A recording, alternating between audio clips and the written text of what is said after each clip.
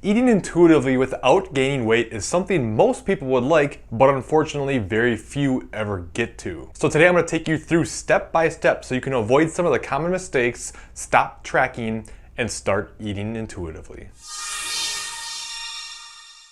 Hey, this is Colin DeWaay. If you want to master your metabolism and get a hold of your nutrition, start now by subscribing and click on that bell notification so you don't miss anything. Alright, as counterintuitive as this is going to sound, considering that getting away from tracking is a big component to being able to eat intuitively, bear with me for a moment while I talk about why, if you do want to eat intuitively, you almost need to track, at least for a while. The reason for this is, how can you possibly eat intuitively if you have no clue what's in any of the food that you eat? And I won't spend a lot of time on this because if you're watching this video, there's probably a decent chance that you're already tracking. But if you haven't been, just know that nothing teaches you more about food and nutrition than tracking your macros will. This is because it shows you what portion sizes looks like. It tells you how many calories are in the foods you eat, what the protein, carbs, fats are. It teaches you there's no such thing as bad foods and you can learn to be more flexible. One of the things I like to have people who have never tracked do is take a week and then just continue to eat the exact same way they have been, but actually track it. And I'm telling you, almost everybody is blown away with what it actually looks like. Sometimes it's because of how much they're eating. Sometimes it's how little they're eating. Sometimes they feel like they like carbs more than fats, but they eat way more fat. See, this is the problem with most diets with a name, so to speak, because what they typically do is just use restriction of certain foods. And that doesn't really teach you anything other than this food is good and this food is bad, which only furthers an unhealthy relationship with food, because whenever you do have something that's off plan, you feel bad, you feel guilty, and you feel like you can never stick to a diet. So it's usually only through taking the time to build the knowledge base first through tracking that you're able to become more intuitive. Now, one mistake a lot of people make when they try to switch to a more intuitive approach is they do it right after they're done with a dieting phase. And hey, don't get me wrong, I get it. When you're done with a cut, you want nothing to do with tracking anymore. You want to be done with the whole process and you just want to be able to back off and enjoy things more. But the thing is, nobody ever talks about the diet after the diet and how it's actually the hardest part of the process. This is because when you're done dieting, your body will have adapted down to these lower calories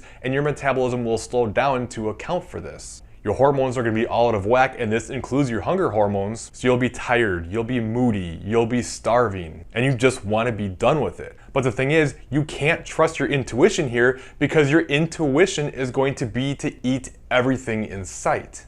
So in my opinion, you don't even want to think about intuitive eating until your hunger signals have gotten back to normal and you're in a better position both mentally and physiologically. Plus, given the fact that you want to avoid weight gain as much as possible, you need to take the time to reverse diet first to help put yourself back into a better position without gaining a bunch of weight.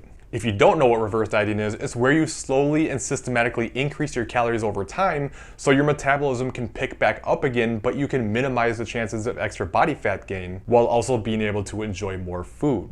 If you don't do this, you're basically left with either continuing to eat those low calories since your metabolism is adapted down, or you end up eating a lot more, but since your metabolism is slower, your body can't handle it and you gain weight fast. And this goes double if you just do whatever your body wants to do, because your body's gonna want to eat like crazy. Trust me when I tell you, you're actually gonna be more hungry during this phase than you were in your cut. So it's important to treat this phase like it's an extension of your cut, because otherwise mentally you're really gonna struggle with it. There's a reason why the majority of people who lose weight only put it back on again. So don't let that be you, and be patient. Okay, so at this point you've now tracked for a while, you've built the knowledge base, you've got your hormones and metabolism back into a better place, and you're ready to start a more intuitive eating approach. So let's talk about some things to consider first, and then I'll give you a specific step-by-step plan you can use to make this transition. First, I don't recommend just completely stopping tracking and just jumping right into intuitive eating. I'm not saying this is impossible, but it's a difficult transition and I feel like most people will fail, especially if you make another common mistake that people make, and that is just abandoning your eating habits completely when you stop tracking. If you stop tracking and stop eating nutrient-dense foods and all the habits that you've built and then just go right to eating a bunch of pizza and hot dogs and hamburgers and everything else, that's gonna be a problem. Don't get me wrong, there's nothing wrong with including some of these foods into your diet in moderation. I'm a big fan of flexible dieting in general, but the thing is, if you stop tracking and just go off the deep end, then it's probably not even the tracking you have a problem with. You just want to be done with the lifestyle. Especially after you've been tracking for a long time, you know what your normal eating habits look like. You know what a typical meal looks like and the types of food you usually eat, as well as portion sizes. So when you make the switch to stop tracking and eat more intuitively, one of the key things to keep in mind is to still eat similarly as you did before. The difference is now you're not tracking it. You don't have to measure out and track everything you eat for the rest of your life, but you should still stick to many of the bigger principles that you've created,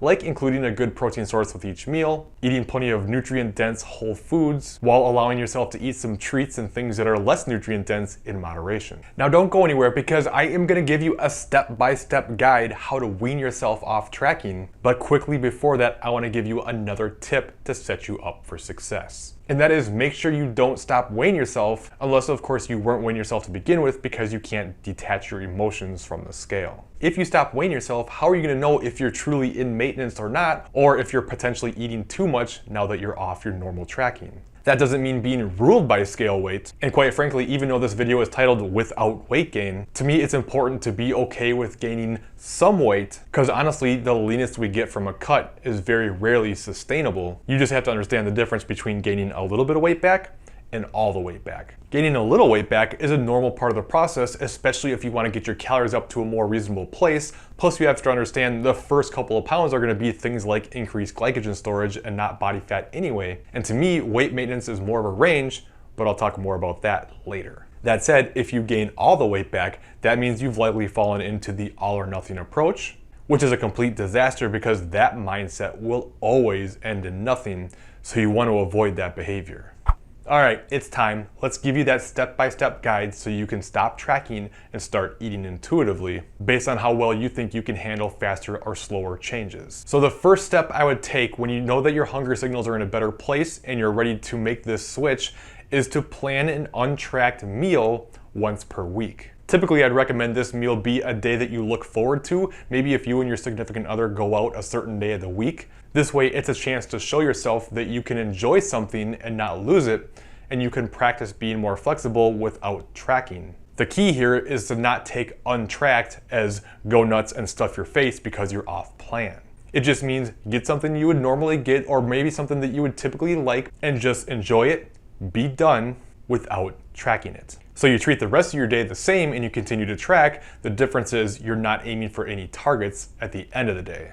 Once you've had success with that and you're feeling confident, then the next step would be to take one full day of the week and not track. You could pick a day of the week you look forward to, much like you did with the meal if you want, especially if that went well. But if that's more of a struggle, an easier transition would be to take a day that's normally fairly typical. This is where you would know what you're eating anyway, then choose not to track that day while keeping meals the same.